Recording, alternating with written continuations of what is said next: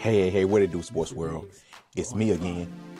The Winner Circle podcast with me, Ray Diggs, is here, y'all. Where passion meets performance and champions are made. I'm your host, Ray Diggs, bringing you the energy, the insight, and the mindset from across the world of sports. From the locker rooms to the big stage, this is where the real ones talk and legends rise, and the motto stays the same. Winners will always win. The Winner Circle podcast with me, Ray Diggs. We are here and we ain't going nowhere. Make sure y'all tune in because we're about to go live now. Peace. Hey, what it do, sports world, and welcome to the Winner Circle podcast, man, with me, Ray Diggs. I got a great segment, man. I want to talk about the NFC, AFC, NFC championship game. Man, we had a hell of a weekend of football, man, in the NFL. You know, a lot of people might disagree because the first game was a little boring to a lot of people, but then the second game was pretty much what we expected. The second game was pretty much must-see TV. But I would say both games was good, in my opinion. But hey, before I get started, man, make sure you hit the like button, the subscribe button, and also the share button. Make sure y'all give me your feedback on what you all think about this segment. But hey, it was a hell of a weekend of NFL football. It was a great weekend. We had the Patriots traveling to Denver to face the Bo Nicholas Broncos, and it was a very disappointing game. It was 10-7.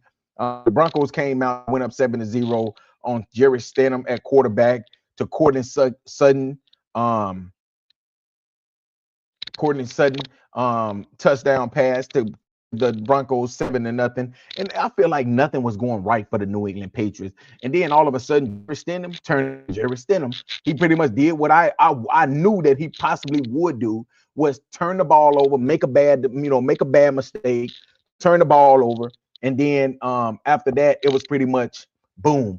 After that, it was pretty much, on and on. The Patriots pretty much dominated for the rest of the game. But once he turned that ball over, the Patriots, Drake May didn't have a good game as well. He only had 86 passing yards, but he also had 65 rushing yards. Ramondre Stevenson had 71 rushing yards. Mac Hollins led the Patriots with 51 receiving yards, with Stephon Diggs with only 17 yards. It's pretty much nothing else after that when it came to the Patriots. When you look at Jerry Stidham had 133 yards. He was sacked 3 times.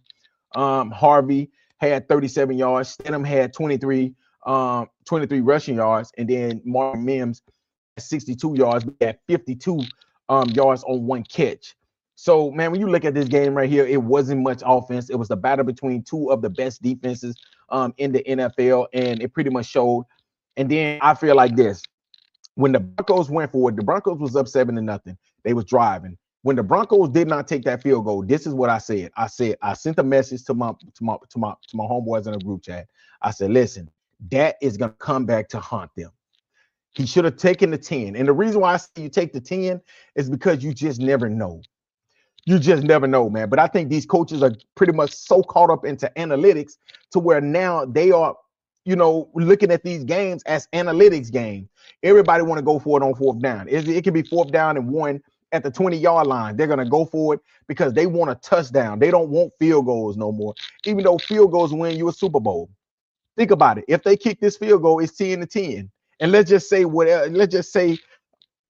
they don't miss one of those kicks. They win that game 13-10. That's right there why I think that they should have taken that. They should have taken that field goal at that moment. Now, a lot of people are saying that they know we understand why Sean Payton would go for it. Because if you go up 14-0, it ain't no guarantee they would have scored a touchdown on that drive. Let's be honest, it wasn't no guarantee. So, it's almost guaranteed for you to get that 3-point because it was gonna be like a 20 or 30-yard field goal. So you kick that field goal, you go up 10-0, you still have momentum. Okay, and let's just say that the fumble don't happen. Guess what? I don't think the Patriots is gonna score 10 points. They keep saying that the Patriots wasn't going to score 14. I don't think they would score 10. But when they got that fumble, that's when it turned the game around. And the Patriots defense dominated after that. I think that Mike Vrabel just unleashed them. He started to blitz more and just let them loose. And the Patriots dominated the game. This right here was a total dominate defensive game. But this right here, what I want to say. For everybody that's saying that New England shouldn't be in the Super Bowl, yes, they should be. I agree. They should not be in the Super Bowl. When the Patriots, let me tell y'all something. When the Patriots lost that week 1 game against the Las Vegas Raiders, y'all know what the Patriots had a 60% chance to get the #1 pick in this upcoming draft after the first game.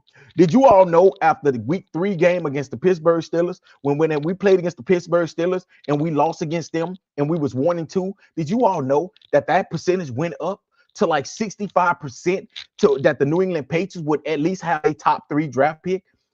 It went up way up to 65% that the New England Patriots would have a top 3 draft pick in this upcoming draft. So for y'all saying that the Patriots wasn't supposed to be here, nobody expected the Patriots to be in the Super Bowl. Nobody expected that. And when we talk about scheduling, guess what?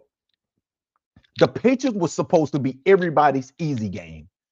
When you was getting ready to play against the Patriots, you was looking at it like, hey, do we know that this right here is going to be one? This right here, they're going to fight, but they're going to lose.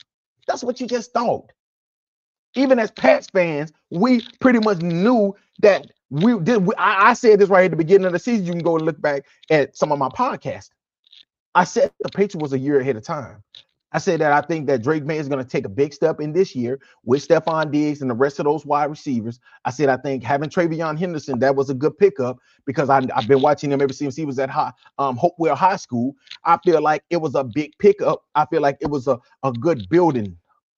It was a good building starting point for the New England Patriots. But I said next season, I was looking at them as being maybe even a playoff contending team, like maybe, getting to the AFC Championship.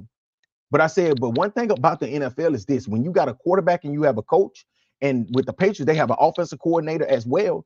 Hey, dude, you can pretty much do a lot of things. You can do a lot of things. Drake May, he's gotten better. He took that next step, where we thought CJ Stroud was going to take in year 2. Drake May took that next step. Now he's an MVP candidate. So if you take that next step, that's what happens. You're going to be if you have a good quarterback and a good head coach, you can make it to Super Bowls. You can win Super Bowl. We saw this with Bill Belichick and Tom Brady. All you need especially a head coach that's a guy that knows defense, and then you have an offensive guy on the offensive side that you don't have to monitor. Braber don't have to monitor Josh McDaniels because he trusts him. So all he have to do is allow him to coach the offense. And that's what he does. That's what he do best. And I feel like that's why the Patriots has reinvented themselves so fast. See, people thought that the Patriots was going to be down for 10 to 15 years, or maybe even 30 years, like the Dallas Cowboys still looking for. I mean, they got Dak Prescott, but like they still looking for the Troy Aikmans of the world that going to win a Super Bowl. The Miami Dolphins are still searching for Dan Marino. Hell, the Pittsburgh Steelers are still looking for a Big Ben. Even though they got Aaron Rodgers, he ain't Big Ben because Big Ben was going to win Super Bowls. He was going to win a Super Bowl. This Aaron Rodgers right here, he's just not. He's just too old right now. Take nothing away. Shout out to Aaron Rodgers, but these are teams that are still looking for a quarterback. And New England went into that draft and they found a quarterback from North Carolina named Drake May. And I said this, if you go back, and I sent messages to my boys and I was telling them, I was like, listen, Drake May and Caleb Williams is going to change life for 2 teams. And I can pretty much say that I was right. I was 100% right. Because guess what they did? They changed life for teams. And I will also throw in Jaden Daniels. He was just hurt this year, but shout out to Jaden Daniels. I think he's going to be a hell of a quarterback. Same thing with Bo Nix. But I will say this right here, man. Y'all got to stop complaining about the schedule. Y'all got to stop complaining about luck. Because guess what? Everybody can say luck. There's a lot of teams that got lucky. Hell, the Seattle Seahawks could have. You can honestly say that they got lucky. Because think about this. If the Rams don't fumble that punt, I honestly think they're going to go down. I think that the Rams are going to go down and score because I don't think the Seahawks were stopping them at all. But it seemed like when they muffed that punt, the Seattle Seahawks put that in the end zone, and that's why they went up by 2 touchdowns. So luck is a part of sports. Everybody's lucky. So don't just try to pick one team that you don't like and say that they're lucky. No, this team has played their ass off in the playoff. And then y'all are pretty moving the goalposts when it comes to the team that the Patriots has played. When they played against the LA Chargers, people were saying this right here is the one of the best defenses in the NFL. They got Khalil Mack, they got Henley at the linebacker position. At the linebacker position, then they have Derwin James, who one of the best safeties in the NFL in the back end of their defense. Because what the Patriots do, they dominated. Okay, let me tell y'all this. Y'all saying that they're missing offensive linemen. The Kansas City Chiefs are missing offensive linemen. The New England Patriots missing offensive linemen. To be honest with you, the left side of the New England Patriots offensive lines is 2 rookies. So I'm not gonna let y'all use offensive linemen. Like, yes, they're an NFL team. Everybody in the NFL is NFL players. So guess what? They have to come and they have to perform. Then they go to the next round. And I say the same thing. I feel like that, everybody should go to indoors because I hate snow games. I do. I hate it. I hate snow, period. But going against the Houston Texans, when they came against the Houston Texans, guess what everybody was saying? They have the 2 best defensive ends. Well, they have the best defensive line in the NFL. With Will Anderson. Shout out to Will Anderson. Y'all know that's my boy around that Roll Tide. And then you have Hunter on the other side. And those defensive linemen. And then you got Derek Stingley. Shout out to Derek Stingley, the kid from LSU, over there on one side. Lassiter. You in the back. You have some hell of a young safeties back there. So you have a hell of a young defense. And what did the Patriots do? It was a defensive game. Patriots a defense dominated. Was CJ Stroud a big reason why that they lost that game? Yes, he was a big reason why. But when you have a good defense, that's what a good defense do to a quarterback. They pressure him and they make it uncomfortable and they make him have a bad game. Then we go up against the Denver Broncos. And the Denver Broncos pretty much said they was a hell of a team, but they lost their quarterback. So shout out, and I agree with you. With Bo Nix, I think it might be a different game. But guess what? Injuries happen. In the NFL, injuries happen. I can't say if. Because if I say if, I can say if we would have never lost Brandon Cooks, and if we would have never lost Rob Gronkowski in the Super Bowl against the Eagles, maybe we win that game. So it can be a lot of ifs. And I don't want to get into ifs. But I will say this. It was a hell of a game. Sean Payton should have took that field goal, but he didn't. And I blame him.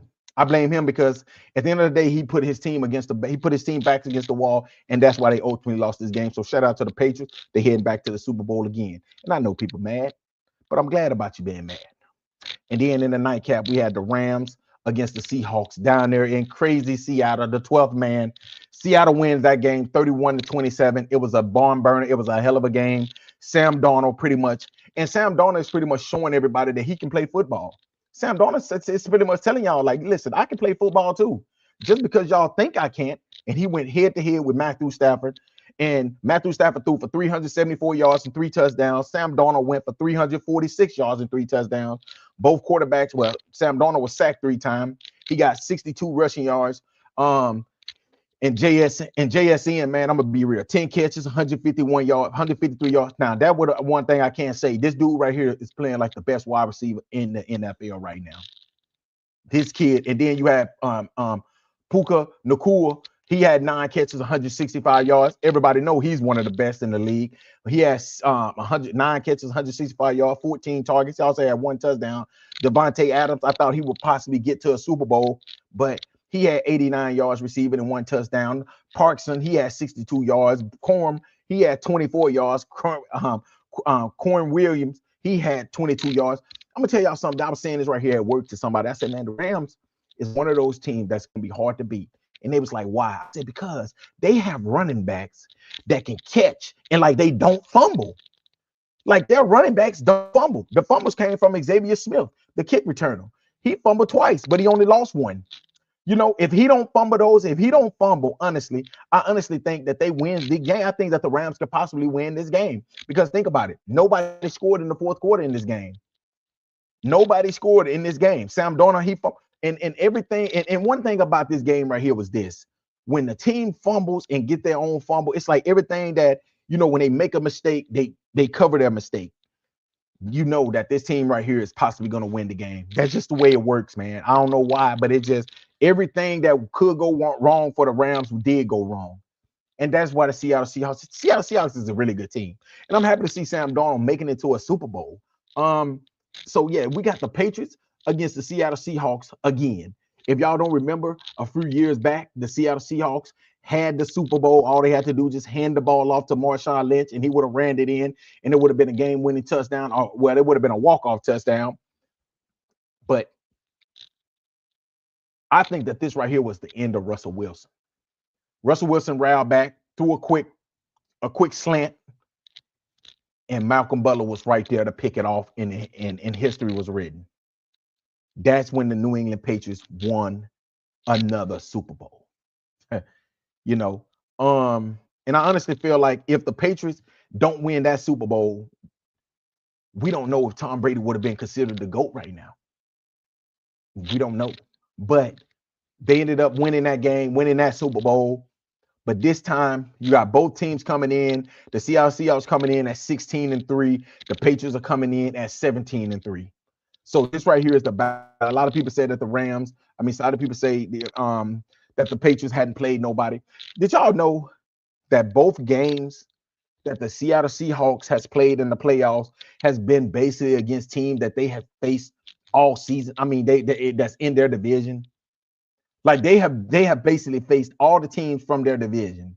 And I tell everybody, man, I said, man, listen, man, the Seattle Seahawks can be beat. They haven't lost a game in a while. They're on a 9-game winning streak right now, but they're beat. They can be beat. It's going to be a really good game. I think it's going to be a hell of a game. I'm hearing. We're going to talk a little bit about it even more as the week goes by into next week, Super Bowl week. But I think it's going to be a hell of a game, man. So make sure y'all tune in. But like I said before, man, I think this right here is going to be a good Super Bowl. This right here was a good weekend of NFL football.